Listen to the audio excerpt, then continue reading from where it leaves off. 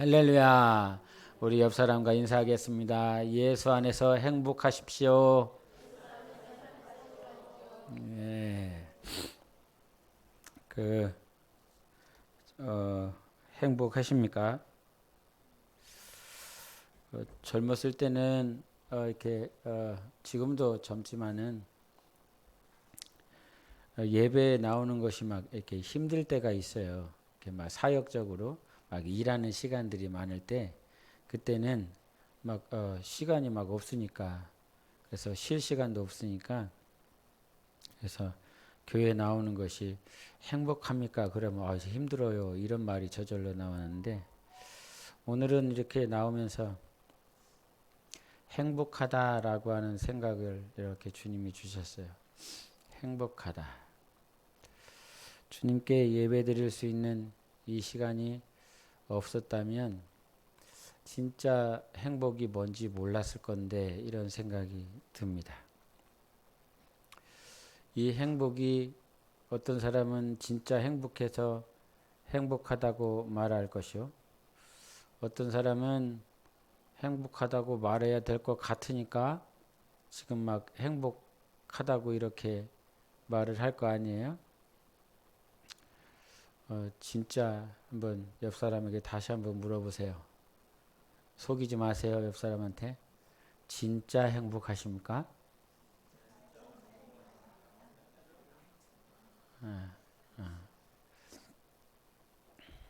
예? 겉껍데기하고 속이 좀 다를 때가 있죠. 그죠? 이재현 목사랜다. 벌써 이재현 목양사가 수요일 날 설교를 하는데 우리 목사님이나 사모님이나 전사님이나 권사님들은 저희 청년들보다 덜 죄를 짓고 더 이렇게 거룩하실 것이라. 그랬더니 제가 이제 여기 앉아서 이렇게 설교를 듣거든요. 그랬더니 제 뒤에 누가 계셨냐면 박성인 권사님이 계셨어요. 박성인 권사님이 있었더니 이러더라고요. 에? 그 소리 했더니 이제 무강사가 했더니 그래서 픽 하는 거야. 무슨 의미인지를 너무 잘 알겠는 거예요. 왜 피식을 했는지. 젊은 친구들은 그래도 머리가 희끗희끗하고 세상 연륜이 있고 또 신앙생활을 연수를 좀 했기 때문에 그래도 좀 거룩할 것이라 죄성에서 조금은 벗어나지 않았을까 이런 추측을 좀 하면서 설교를 하더라고요. 그래서 설교는 추측하면 안 돼요. 설교는 추측하면서 하면 안 돼요. 어린아이에서부터 지금도 머리가 백발이라고 할지라도 인간은 죄인입니다. 죄성으로 가득합니다. 오히려 어렸을 때는 몰랐었던 그 죄가 나이 들어가면서 세상 살다 보니 더 많은 인간들, 더 많은 기관, 더 많은 작자들을 만나다 보니 몰라도 돼야 될 죄, 부질없는 죄를 더 알게 되더라고요.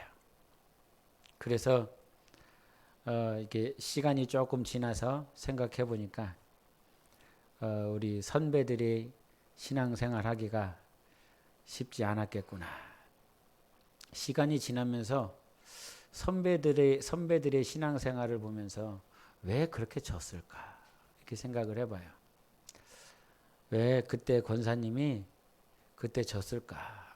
나보다 신앙생활을 더 많이 하신 분이신데 그때 집사님이 왜 실패했을까?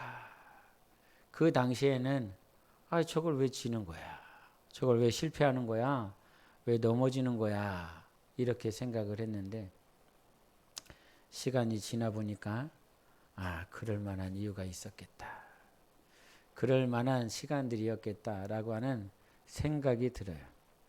단지 권사님, 집사님들 뿐만 아니라 제 선에서는 목사님들을 이렇게 생각을 해요.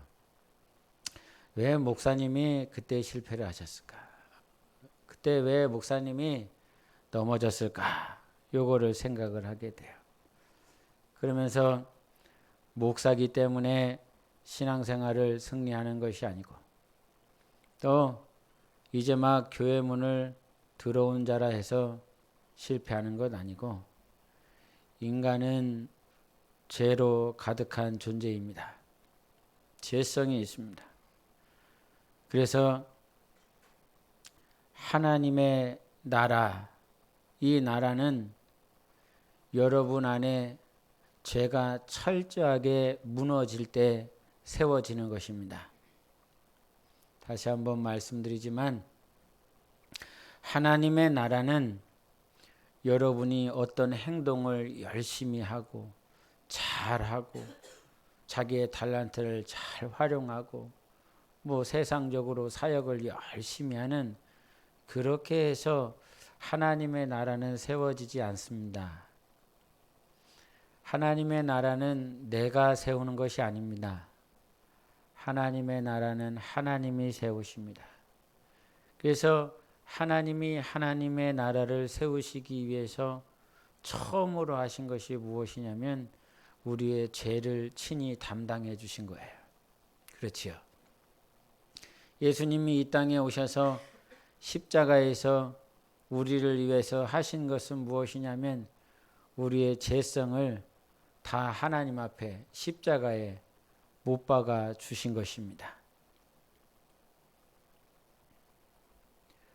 그러면 다시 한번 여러분에게 묻습니다. 여러분에게는 그 죄성이 십자가에 있습니까? 아니면 여러분에게 있습니까? 그 죄가 예수님이 담당하신 그 죄가 십자가에 있습니까? 여러분에게 있습니까? 그래서 하나님의 나라 정말 세우고 싶고 하나님의 나라가 하나님의 은혜로 우리에게 주어졌는데 성경에 갈라디아서 2장 20절에 이런 말씀을 하세요. 내가 그리스도와 함께 십자가에 못 박혔나니 그런즉 이제는 내가 사는 것이 아니요 이렇게 했습니다. 여러분 십자가에 못 박히셨습니까? 사도 바울은 내가 십자가에 못 박혔다 그랬습니다. 그리고 지금 이제 내가 사는 게 아니야. 여러분에게 한번 물어보십시오. 여러분이 살고 계십니까? 여러분이 살아 있습니까? 그리고 여러분은 정말 십자가에 못 박히셨습니까?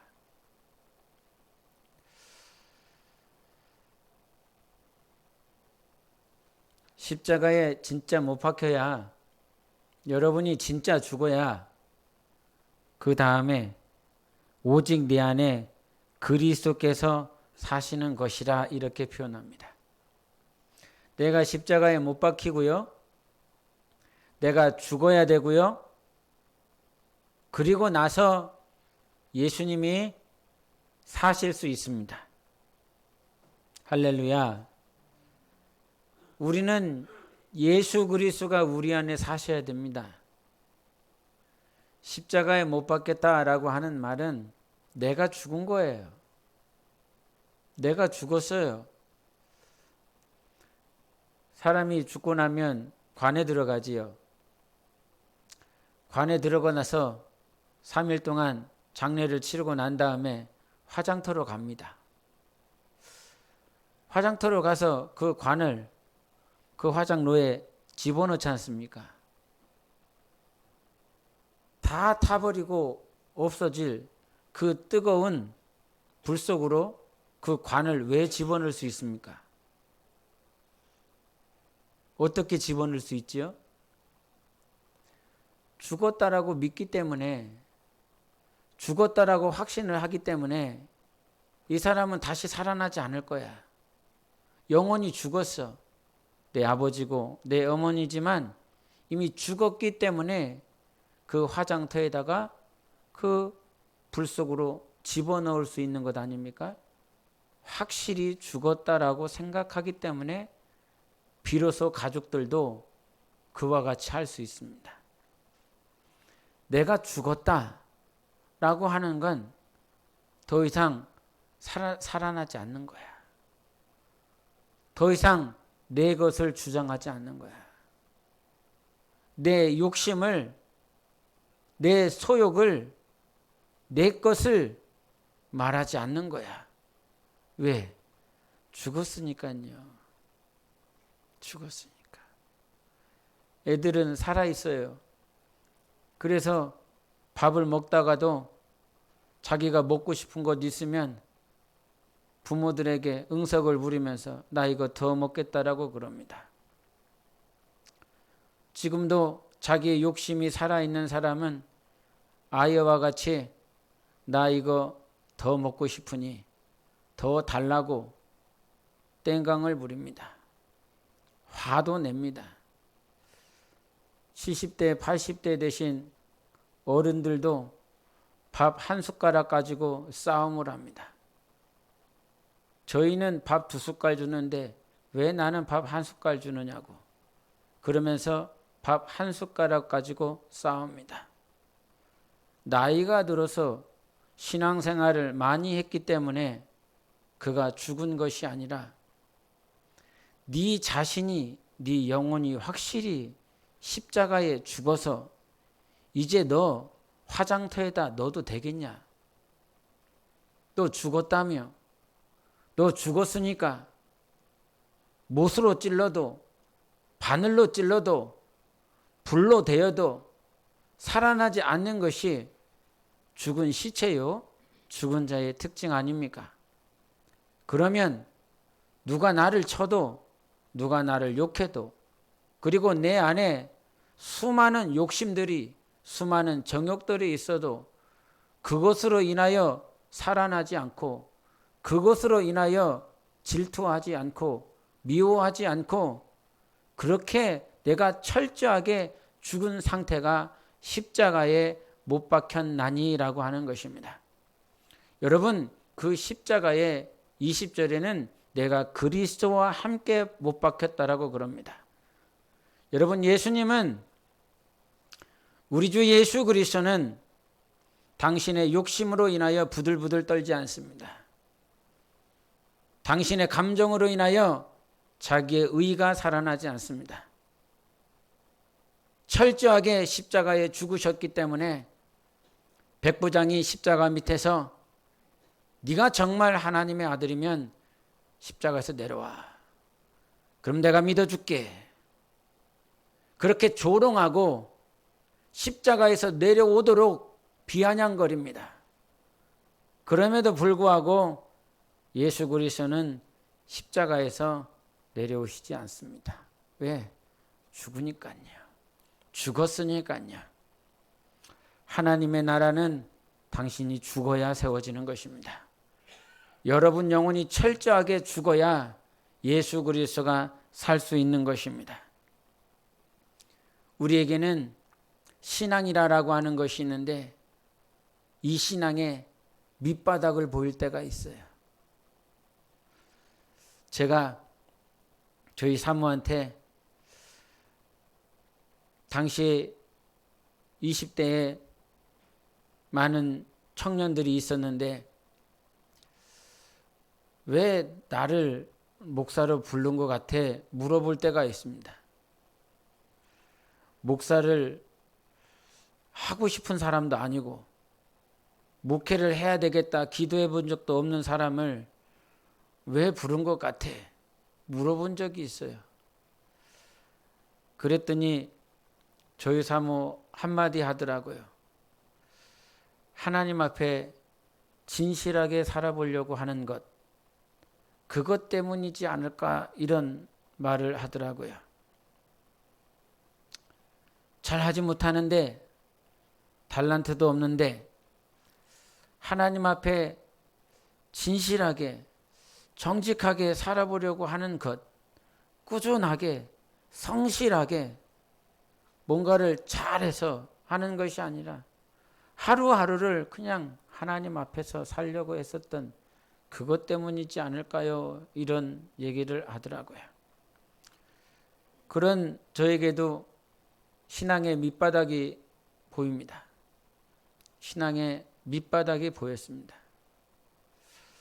우리 김은지 목양사가 설교하면서 자기가 중국에 이렇게 제가 그때 사범대 기숙사에다가 두고 제가 이제 다른 곳으로 가야 됐었지요. 그래서 사범대학교에다가 두고 갈 때 마음이 좀 짠했습니다. 그래도 한국에서 훈련받은 게 있으니까 중국에서 기숙사 생활하고 또 초창기지만 잘 견디겠지. 근데 속으로 항상 그러는 것이 새로운 변화된 환경들, 변화된 시스템 안에서 그리스도인들 한 두세 달 잘 갑니다. 교회를 바꿔도 마찬가지예요. 교회를 바꿔도 다른 교회 가서도 두세 달 잘 갑니다. 학교를 바뀌어도 두세 달 그리스도인들은 잘 합니다. 근데 언젠간 자기 진짜 모습이 드러나거든요. 진짜가 나타나요. 진짜 모습이. 가면서도 잘 견디겠지 하겠지만 속으로도 두세 달이 고빌 텐데 이런 생각을 하면서 그때 떠나왔었던 순간이 있습니다. 그러면서 자기 얘기하더라고요. 단상에서 중국어 공부하겠다고 중국 드라마를 보기 시작했는데 중국 드라마를 이제 새벽 2시, 3시까지 공부하기 위해서 보는 것이 아니라 이젠 드라마가 목적이 돼서 드라마를 보는. 근데 그 2시, 3시까지 보는 자기 모습을 보면서 자기 신앙의 밑바닥 얘기를 했어요. 내가 이렇게까지. 그래도 어렸을 때부터 모태신앙을 했는데 중국에서 2, 3개월 지나고 나니까 내가 이렇게 바뀌어지는 모습, 밑바닥 얘기를 했어요. 저는 그 얘기를 들으면서 목양사는 새벽 2시, 3시까지 중국 드라마를 보는 것이 자기 인생의 밑바닥 신앙이었다. 신앙의 가장 밑바닥이었다. 그러면서 성도들 그리고 나를 생각해 봅니다. 저분의 밑바닥은 도대체 어딜까? 드라마 본 것으로 인해서 자기는 자기 신앙의 밑바닥이고 가장 처절하고 아픈 신앙의 시기였다라고 말을 하고 있는데 어떤 사람은 날밤을 셉니다. 어떤 사람은 중독이 되어 있습니다. 어떤 사람은 믿음 자체가 없습니다.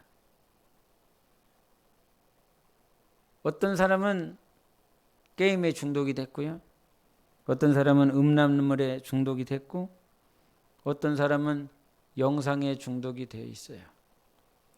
그래서 이것을 떼지 않으면 자기 존재를 자기가 살아있는지 죽어있는지조차도 모를 정도. 이거를 하고 있어야 음란물을 보고 있어야 자기 존재를 인지하고 게임을 하고 있어야 자기를 인지를 하고 있고 술을 먹고 있어야 자기를 인지하고 있고 근데 더 무서운 것은 무엇이냐면 그것이 정말 밑바닥인데 그것이 완전 독이 깨져갖고 담을 수도 없는 항아리 독인데 그 밑바닥인 자기 자신을 못 본다는 사실이에요. 깨닫지 못한다는 사실이에요. 목양사가 수요일 날 말씀 전하면서 여러분 요즘 무슨 기도를 하십니까? 이렇게 물어봤어요. 그때 제 안의 대답은 그거였어요. 주님 내 영성을 회복시켜 주십시오. 여러분 귀에 잘 들릴지 모르겠지만 목사가 영성을 회복시켜 달라고 하는 그 기도 제목 지난 한 주간 저희 교회에서 이 행복한 동행을 위해서 기도 주간을 가졌지 않습니까? 10시부터 5시까지 그리고 중간에 조금 쉬는 시간들을 갖고 그 모든 시간들 가운데서 저는 다른 것 기도가 되지 않았습니다. 하나님 나 좀 불쌍히 여겨주세요. 진짜였습니다. 나 영성을 좀 회복시켜 주십시오.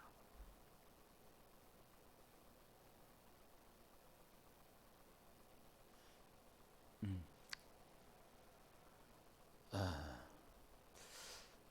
2023년도 상반기를 보내면서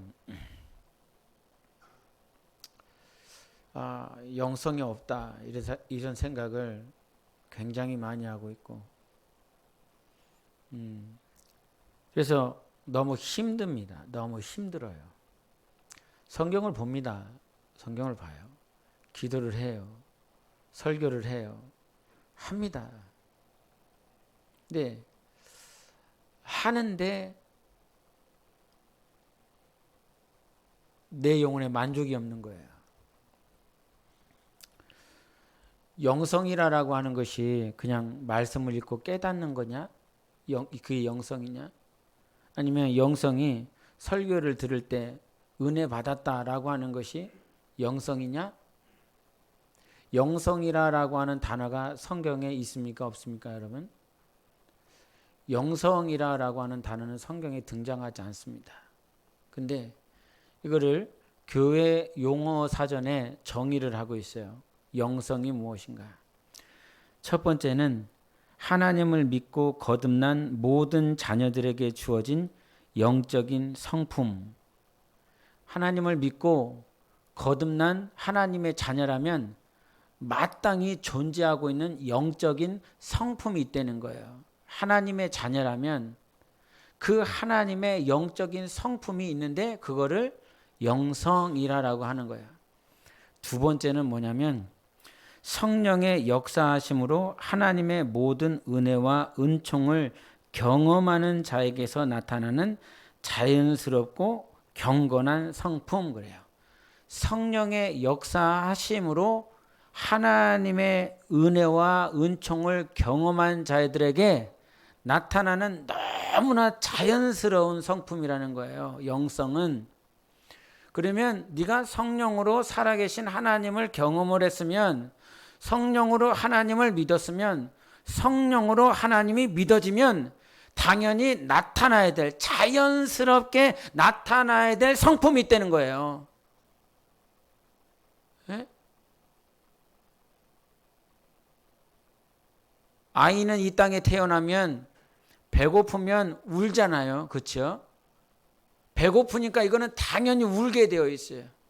기저귀에 자기가 저짓거리를 해놨으면 이거 갈아달라고 막 울어댑니다. 그리고 기쁜 일이 있으면 웃지요. 이거는 아이가 태어나면 너무나 자연스럽게 나오는 아이의 행동이에요. 아이의 모습이에요. 영성이라고 하는 것도 당신이 정말 하나님의 자녀요, 성령으로 거듭났으면 이것이 자연스럽게 나와야 된다는 거예요. 자연스럽게. 식사 기도를 하는 것이 누군가가 시켜서 식사 기도가 나오는 것이 아니라, 성경을 펼치는 것이 너 성경 좀 읽어라 라고 해서 성경을 읽는 것이 아니라, 너 예배 가자 라고 해서 교회를 가는 것이 그 어떤 마치 끌려서 가는 것이 아니라, 교회를 가는 것이, 예배를 드리는 것이, 설교할 때의 말씀을 듣는 것이, 주님의 은혜를 사모하는 것이, 하나님의 사랑을 갈망하는 것이, 천국을 향하여 가고자 하는 그 갈망들이 우리 안에서는 너무나 자연스럽게 나와야 되는 성품이 바로 영성이라고 하는 거예요. 성경을 읽고자 하는 그 성품이 자연스럽습니까? 예배를 드리고자 하는 그 마음들이 자연스러우십니까? 아무런 거부감 없이, 방해물 없이 너무나 편하고 자연스럽게 하나님 앞에 올려드려지고 있습니까? 그것이 되어지지 않는 상태가 바로 영성, 그 자연스러운 상태의 성품이 깨진 상태가 바로 영성이 깨어진 상태란 말이지요. 하나님은 네가 정말 하나님의 자녀요, 하나님의 사람이라고 하면 영성이 있어야 된다라고 가르쳐 주고 계십니다. 영성이 회복되어져야 된다라고 가르쳐 주고 있는 것입니다. 왜 병자입니까? 왜 병원에 가는 거지요? 손가락의 기능이 마비가 됐기 때문에 병원에 가는 것이지요. 내장의 기능이 마비가 되어지고 그 기능을 제대로 못하니까 이것을 고쳐서라도 기능과 역할을 할 수 있도록 병원에 가는 것 아닙니까? 근데 우리의 영성은 세상이 고치는 것이 아니라 하나님이 치료자이십니다. 하나님이 우리의 영성을 고쳐주시는 것입니다. 그래서 이 영성이라고 하는 건 좀 전에도 얘기를 했지만 하나님의 영성, 하나님의 신성, 하나님의 속성을 성경은 뭐라고 얘기를 하냐면 로마서 1장 20절에 창세로부터 그의 보이지 아니하는 것들 곧 그의 영원하신 능력과 신성이 그가 만드신 만물에 분명히 보여 이렇게 말을 하고 있어요. 하나님의 신성과 하나님의 능력이 어디에 있습니까? 피조물 안에 있습니다. 할렐루야. 하나님의 신성을 어디에서 볼 수 있겠습니까, 여러분? 하나님의 신령한 성품을 어디에서 볼 수 있겠습니까? 성경을 보는데요. 누가복음 11장 11절 13절에 이런 말씀하세요. 너희 중에 아버지 된 자로서 누가 아들이 생선을 달라 하는데 생선 대신 뱀을 주며 알을 달라 하는데 전갈을 주겠느냐? 너희가 악할지라도 좋은 것을 자식에게 줄 줄 알거든 하물며 너희 하늘 아버지께서 구하는 자에게 성령을 주시지 않겠느냐? 아버지가 자식에게요 좋은 것 준다고 그럽니까? 나쁜 것을 준다고 그럽니까? 조신양 목사가 아비인데요, 이 아비가요 제 자식들에게는요 가장 좋은 것으로 주고 싶어요. 내가 소유한 것 가운데서, 내가 가지고 있는 것 가운데서는요 가장 중요한 것을 주고 싶어요. 근데 이 아비가, 이 세상의 아비가 자기 자식들에게 가장 중요하고 가장 아끼고 가장 사랑하는 것을 주고자 하는 이 성품이 본래 누구의 성품이라는 것입니까? 하나님의 성품이라는 것입니다. 그래서 이 아비와 자식과의 이 관계를 통해서 하나님은 어떠한 신성, 하나님의 신성을 피조물들에게 줬다는 것이에요. 그래서 가끔 설교할 때 부자 관계를 얘기를 해요. 어머니와 자녀의 관계를 얘기를 해요. 마태복음 23장 37절에는 암탉이 그 새끼를 날개 아래에 모음같이 내가 네 자녀를 모으려 한 일이 몇 번이더냐 그러나 너희가 원하지 아니하였도다 말을 하고 있어요. 암탉이 자기 새끼를 모은대요. 하나님의 이 신성을 누구에게도, 그 암탉이라고 하는 짐승에게도 하나님의 신성, 하나님의 성품, 하나님의 능력은 이와 같다라고 비록 완전하지 않지만 그 피조물 안에 두셔서 하나님의 마음은 이런 거야. 암탉이 자기 새끼를 모음같이 하나님은 오늘도 우리를 자기의 품 안에 모게 하는 하나님이시라 이 말이죠. 보호하시고 위로하시고 평안케 하시고 살피시고 끝까지 굳건하게 지켜주시고자 하시는 하나님의 신성이 모든 만물 가운데 있다라고 가르쳐 주고 있는 것입니다. 여러분, 하나님이 우리를 창조하실 때 그와 같이 모든 만물 가운데 두셨는데, 피조물 가운데 뒀는데 우리는 그저 피조물이 아니라 하나님을 믿고 성령으로 거듭났다라고 한다면 우리에게는 하나님의 신성, 신령한 성품, 하나님의 성품이 얼마나 더 커야 되고 얼마나 더 위대해야 되고 얼마나 더 자연스러워야 되겠습니까? 하나님은 우리에게 하나님의 성품을 가지라고 말씀하고 계십니다. 엘리사의 소원을 들어보십시오. 당신의 성령이 하시는 역사가 갑절이나 내게 있게 하소서. 엘리사가 엘리야에게 하는 말이에요. 엘리야의 그 능력, 근데 그 능력은 성령이 하시는 역사가 내게 있기를 원합니다. 내 삶에, 내 가정에, 내 사역에 누구의 역사가? 성령님의 역사가, 하나님의 역사가 있기를 너무나 간절히 원한다는 사실이에요. 성령이 임하시면, 하나님의 자녀면 우리가 기도해야 될 제목은 무엇이냐? 성령님 내 삶에 역사해 주십시오. 성령이 일하여 주십시오. 이것이, 야, 너 이거 기도해. 이것이 중요해. 이것이 너무나 중요한 기도 제목이니까 제발 이거 가서 교회에 가서 네 가정에 가서 철회할 때 금식할 때 제발 이것 좀 기도해라. 이렇게 해서 기도 제목을 가르쳐 주는 것이 아니라 영성이 있으면 성령이 역사하시고 하나님의 자녀요, 하나님의 은혜와 은총 가운데 있는 자는 이와 같은 기도의 제목이 너무나 자연스럽다는 사실입니다. 그러면서 목양사 설교, 정말 여러분은 이 기도 주간에 무엇을 기도하고 계십니까? 근데 저는 그것이 너무나 중요했습니다. 다른 기도 제목이 없었습니다. 오늘 향유옥합을 올려드리며 기도를 2시간 안에 3시간 안에 아니면 전도를 매일 하네 모든 것들이 다양하게 있었습니다. 근데 주님께서 저도 매일 하나님 앞에 복음을 전하겠습니다. 이렇게 기도 제목을 올려드렸어요. 그러다가 시간이 가면서 주님이 원하시는 것이 무엇이었냐면 세상의 모든 관계를 끊어라. 세상의 육적인 죄로 가득한 그 관계를 끊어라. 하나님이 원하시는 것은 복음을 전하는 것, 그거 중요하지. 기도를 하는 것 중요하지. 근데 가장 중요한 건 네가 하는 일이 아니라, 네가 하는 사역이 아니라 바로 너다라고 가르쳐 주셨어요. 하나님은 너를 원하는 것이었어요. 하나님은 나를 원하는 것이었어요. 다른 것을 원하는 것이 아니라 너를 원하는 것이었어요. 근데 그 너가 지금 어떠니? 나라고 하는 존재를 향유옥합으로 비교한다라고 한다면 이 향유옥합, 나라고 하는 이 존재가 너무나 더러운 거예요. 순수하지 않은 거예요.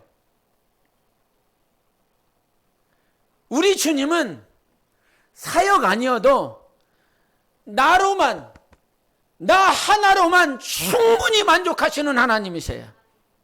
내가 전부이시거든요. 내가 전부예요. 나는 여러분 스스로 생각해 봤을 때 하나님이 나를 좋아하겠느냐고, 하나님이 나 같은 존재를 사랑하겠느냐고, 하나님이 나 잘 이것도 못하고 저것도 못하는데 나 이거 하나님이 귀하게 여기시겠느냐고.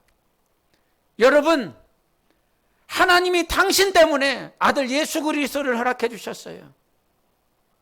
영원하신 왕을 나 때문에 허락해 주신 거예요. 더럽고 추하고 아무것도 하지 못하는 나를 위하여 하나님의 아들이 이 땅에 오신 것입니다. 십자가에서 물과 피를 쏟아주셔서 당신 영혼 하나 때문에 이 땅에 오셔서 6시간 반 동안 물과 피를 쏟으시고 모든 고통을 당신이 친히 담당해 주신 것이에요. 여러분 영혼을 깨끗이 하십시오. 여러분 영혼은 귀한 존재입니다. 여러분 영혼은 보배로운 존재인 것입니다. 하나님 앞에 섰을 때 당신이 정말 중요한 존재인 것입니다. 천사도 있고 그 하늘 천국에 수많은 금길이 깔려 있고 12보석이 차고 넘친다라고 할지라도 하나님은 그 12보석으로 만족하는 것 아니요, 그 생명수로 만족하는 것 아니요, 바로 예수 그리스도의 보혈로 예수 그리스도의 핏부림을 온전하게 씻고 하나님 앞에 나오는 당신의 영혼이 가장 귀하다라고 말씀하여 주시는 것입니다. 그래서 하나님 앞에 제가 기도하는 건 영성을 회복시켜 달라고. 그 영성. 근데 그 영성을 회복시켜 달라고 했었던 이유가 무엇이냐면 내가 전하는 말씀과 내 삶이 다르기 때문에 그래요. 여러분은 얼마나 다른지 모르겠습니다. 하나님이 여러분에게 하시는 그 말씀과 여러분의 삶이 얼마만큼 동질감을 가지고 계십니까? 얼마만큼 하나가 되십니까? 근데 나는 아니더라고요. 나는 그렇게 되어지지 않더라고요. 시간이 가면 갈수록 내가 전하는 말씀과 성경의 말씀과 내 삶이 동일해야 되는데 가면 갈수록 잘 모르겠는 거예요. 그러면서 로마서 2장 21절과 22절에 이런 말씀이 있는데 기도하다 말고 이 말씀을 주셨어요. 그러면 다른 사람을 가르치는 네가 네 자신은 가르치지 아니하느냐? 도둑질 하지 말라 선포하는 네가 도둑질 하느냐? 간음하지 말라 말하는 네가 간음하느냐? 우상을 가증히 여기는 네가 선전 물건을 도둑질 하느냐? 여기서 가르친다는 거야. 야, 도둑질 하지 마, 간음하지 마, 살인하지 마, 거짓 증거하지 마, 이웃 것을 탐하지 마. 계속 가르친다는 거예요. 가르치면 가르치는 사람은 도둑질 하지 말라고 가르쳤으면 최소한 가르치는 사람은 그 도둑질을 안 한다는 거예요. 성경 말씀이 다른 사람을 가르치는 네가 네 자신은 가르치지 않느냐? 도둑질 하지 말라 선포하는 네가 도둑질 하느냐? 이 말은 무슨 말이에요? 도둑질 하지 말라고 가르쳤으면 최소한 가르치는 너는 도둑질을 안 한다는 거예요. 근데 나는 도둑질 하지 말라고 가르치는데 나는 도둑질을 하더라는 거지요. 간음하지 말라고 가르쳤는데 나는 간음을 하더라는 거예요. 그러면서 미치겠는 거지요. 그러면서 굉장히 힘든 거죠. 영성을 회복시켜달라고 하는 이 기도 제목이 무슨 의미인지 여러분에게 어떻게 받아들이는지 잘 모르겠지만 오늘 내가 전하는 말씀과 내가 상고하고 있는 하나님의 말씀, 이 전적인 하나님의 말씀과 내 삶은 다르더라는 거예요. 누구를 탓하기 전에, 누구를 말하기 전에 저 사람 왜 저렇게 하는 거야? 저 권사는, 저 직분자는 왜 저렇게 사는 거야? 성경을 읽고 기도를 하고 예배를 드리고 말씀을 존중하고 말씀을 사랑하며 하나님을 사랑한다라고 그러는데 왜 그 모양 그 꼬라지냐고 이거를 그 누구에게 말할 필요가 없더라고요. 단상에 서서 이 말씀을 전하기까지 정말 한 주간을 보내며 말씀을 묵상하며 이 말씀을 대하며 살아가고 있는 나 자신도 오늘도 하나님 내가 전하고 있는 이 말씀 도둑질 하지 말라고 단상에 전하면서 제가 도둑질하고 있습니다. 간음하지 말라고 전하면서 제가 간음하고 있습니다. 살인하지 말라고 그러면서 제가 살인하고 있습니다. 이것 때문에 제가 너무 괴로운 거예요. 너무 슬픈 거예요. 하나님 앞에 과연 설 수 있을까? 예? 하나님 앞에 설 수 있을까? 제 입술과 제 삶이 다른 거잖아요. 예? 여러분이 겉으로 보여지는 겉모양과 여러분의 속마음이 다르잖아요. 여러분, 이것이 깨어나야 됩니다. 지금 이것이 한국교회뿐만 아니라 전 세계 영혼들뿐만 아니라 여러분, 하나님께서 몸된 교회에 하시는 말씀이에요. 너의 진짜 모습을 한번 봐봐. 너의 진짜를 찾아봐. 너의 본질을 찾아봐. 우리의 속사람이 날마다 강건해지셔야 됩니다. 우리의 진짜 본질이 회복되셔야 되는 것입니다. 날마다 말은 하는데 그렇게 살지 않아. 전도를 해. 예수 믿으면 기쁩니다. 예수 믿으면 행복합니다. 라고 복음을 전하고 있어. 근데 너는 안 행복하잖아. 너는 안 기쁘잖아. 예수를 믿는 거 힘이 들고 오늘도 순종하는 거 힘이 들고 어렵고 고단하고 괴롭고 슬프고 성경에서는 항상 기뻐하라.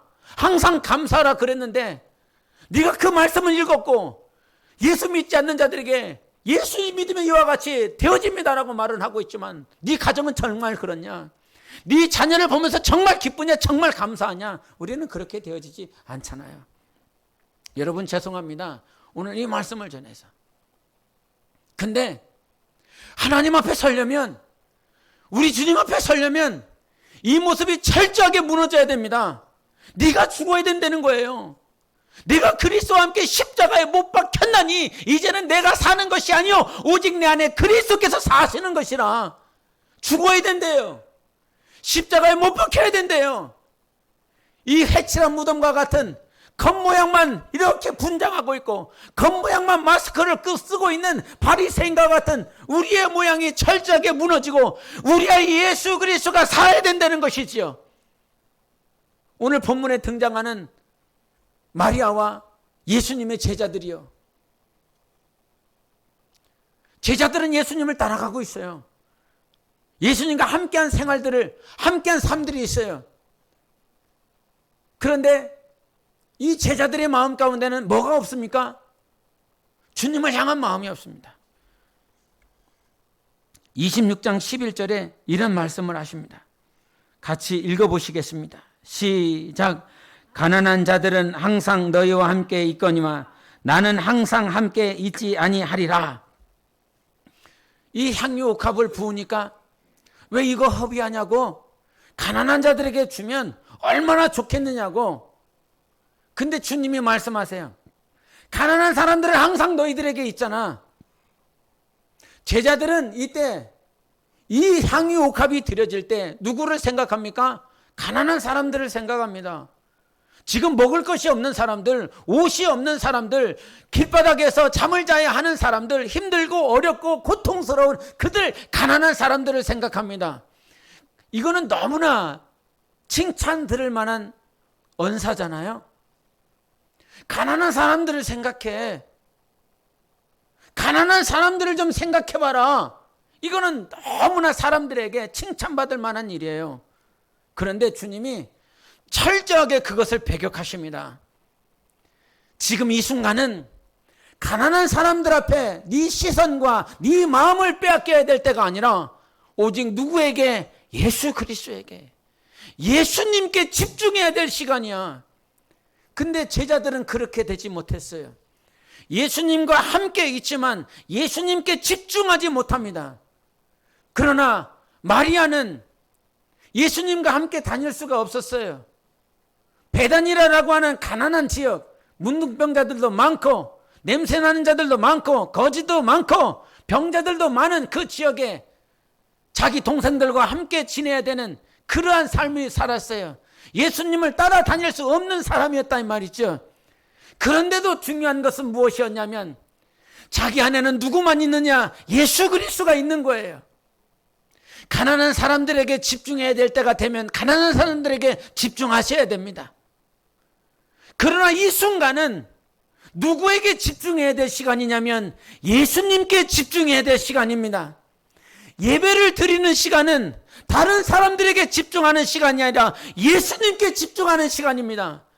그 누가 대통령이 들어와도, 그 누 장관이 들어와도, 나만이 저 뒷문을 열고 들어온다라고 할지라도, 죽은 나사로가 문을 열고 들어온다 할지라도 그 부활한 사람에게 집중하는 것이 아니라 생명이시고 부활이신 예수 그리스도께 집중하는 것입니다.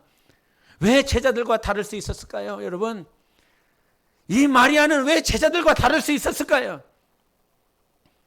성경에 이 다윗을 통해서 시편 110편 1절에 이런 말씀을 하십니다. 여호와께서 내 주에게 말씀하시기를 내가 네 원수들로 네 발판이 되게 하기까지 너는 내 오른쪽에 앉아 있으라 하셨도다. 다윗이 하는 고백입니다. 내 주에게, 여호와께서 내 주에게 말씀하시기를 내가 네 원수들로. 이 말씀을 마태복음 22장 44절에 똑같이 주님이 말씀하시는데, 주께서 내 주께 이르시되 내가 네 원수를 네 발 아래에 둘 때까지 내 우편에 앉아 있으라 하셨도다 하였느냐. 예수님이 오셔서 다시 한번 반복을 하세요. 근데 다른 말씀이 하나 더 있는데 그 전에 43절에 이런 말씀합니다. 이르시되 그러면 다윗이 성령에 감동되어 어찌 그리스도를 주라 칭하여 말하되. 시편 110편에 여호와께서 내 주에게 말씀하시기를 할 때는 여호와께서 내 주에게 말씀하셨모다. 그리고 주님이 다시 오셔서 22장 44절에 그 다윗이 그와 같이 고백했다는 거예요. 주께서 내 주께 이르시되, 이와 같이 고백을 했다는 거예요. 원수를 자기 발판 둘 때까지 하나님께서 일하시겠다고 다윗이 고백을 했는데 이 고백을 어떻게 할 수 있었느냐? 43절에 가르쳐 준다는 거예요. 이르시되 그러면 다윗이 성령에 감동되어. 원수를 자기 발판 되게 하실 때까지 일하시는 분이 하나님이십니다 라고 고백할 수 있었던 것은 성령이 감동이 되었기 때문에 그렇게 했다는 거예요. 성령의 감동이 있었대요. 성령의 감동이. 여러분, 성경은 성령의 감동된 자들에 의하여 사용된 것입니다. 오늘 마리아가 그와 같이 예수님께 주의 발에 향유를 부을 수 있었던 것은 자기가 우리 주님이 나사로를 살려줬기 때문에, 내 동생을 살려줬으니까 저분은 좋으신 분이야, 아주 훌륭하신 분이야, 위대하신 분이야, 그렇게 지적으로 머리로 생각해서 저분은 좋으신 분이시니까 향유를 부어야 되겠다, 이게 아니라는 말입니다. 그는 성령의 감동이 되었기 때문에 그 향유옥합을 부을 수 있었던 거예요. 그러니 돈이 많아서 할 수 있는 것이 아니라는 사실이에요. 돈이 적어서 잘할 수 있다, 이게 것이 아니라는 거예요. 예수님을 따라다녔던 제자들도 할 수 없는 것이 있습니다. 예배를 드리기 때문에, 성경을 읽기 때문에, 기도를 하기 때문에 저절로 되는 것이 아니라 우리의 신앙생활은 성령의 감동이 되어야 된다는 거예요. 성령이 감동이 되어야 그제서야 할 수 있다는 거예요. 여러분, 성령의 감동이 있으십니까? 성령의 감동이 있으십니까? 저는 오늘 간증을 들으면서 정말 이 행복한 동행의 주인이신 하나님을 찬양하게 됩니다. 하나님께서 몸된 교회에 정말 성령으로 순종할 수 있는 기회를 주시고, 성령으로 하나님 앞에 올려드릴 수 있는 시간을 주신 것이 참으로 감사한 것입니다. 성령이 하신 것입니다. 향유옥합을 드린 것은 마리아가 한 것이 아니라, 마리아가 잘나서 한 것이 아니라 성령께서 그의 마음을 붙잡아 주신 것입니다. 성령이 일하시면 성령으로 하나님께 영광을 올려드린다는 사실이에요. 그래서 주님께서 그 마리아를 칭찬하시지 않습니까? 이 복음 전파되는 곳에서는 이 여자가 행한 일도 말하여 그를 기억하리라 하시니라. 하나님이 마리아를 기억하십니다. 어떻게 기억하십니까? 그를 말하겠다는 것입니다. 할렐루야. 그를 말하겠다는 거예요.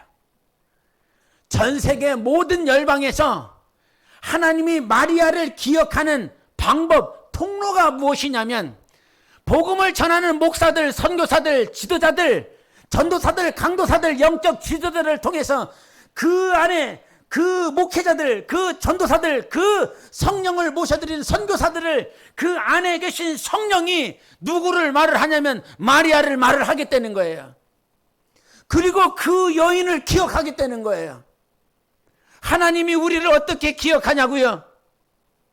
저 사람은 이와 같이 하나님 앞에 올려드렸던 시간들이 있습니다 라고 하는 성령을 모셔드린 자들의 입술을 통해서 내가 저를 기억하고 있다라고 하는 사실을 만방에 증거하고 있다는 사실이에요. 설교를 통해서 여러분의 간증이 나옵니까? 그거는 목사가 하는 것이 아니라, 선교사가 하는 것이 아니라 내가 얘를 기억하고 있다는 사실인 거예요. 하나님이 저를 기억하고 있다. 하나님이 저가 하나님 앞에 헌신하고 하나님 앞에 드려졌던 모든 시간들을 하나님이 그와 같이 기억하고 있다는 사실이에요. 목사가 저 사람을 기억하고 저 사람이 좋으니까, 저 사람이 칭찬받을 일을 했으니까 단상에서 전하는 것이 아니라 그 안에 계신 성령께서 저를 기억하고 증언한다는 사실입니다. 여러분, 이것이 축복인 줄 믿으시기를 바랍니다. 하나님이 나를 기억하는 거예요. 성령으로 산 사람을 하나님께서 기억하십니다. 성령으로만 산 사람을 하나님께서 반드시 기억하여 주셔서 향유 옥합을 주님께 올려드릴 수 있습니다. 하나님이 기억하시는 사람이 되십시오. 인본주의 아니고요, 사람의 칭찬받기 위해서 하는 것 아니요, 오직 성령의 감동이 되세요. 영성이 회복되어져야 성령의 역사로 하나님의 모든 은혜와 은총을 성령으로 경험하면 자연스럽게 등장하는 것이 하나님의 성품이다, 이 말입니다. 이와 같은 영성이 회복되어져서 평생에 사는 날 동안 예수님의 발에 향유 옥합을 부어드릴 수 있는 거룩하고 복된 여러분의 삶이 되시기를 예수 이름으로 축원합니다. 우리 함께 이 시간 기도하겠습니다. 하나님, 오늘도 성령으로 우리의 영혼을 감동감하여 주셔서 성령으로 살아내기를 원합니다. 성령님, 우리 안에 감동감하여 주시옵소서. 우리 안에 묻어진 이 영성이 회복되어지게 도와주시고, 이 영성이 더욱더 성령으로 충만하여져서 하나님께 영광 올려드리게 도와주시옵소서. 묻어진 나의 모든 죄성들이 십자가에 못 박히게 도와주시고, 내 안에 예수 그리스도만 사는 역사가 있도록 함께 기도하시겠습니다.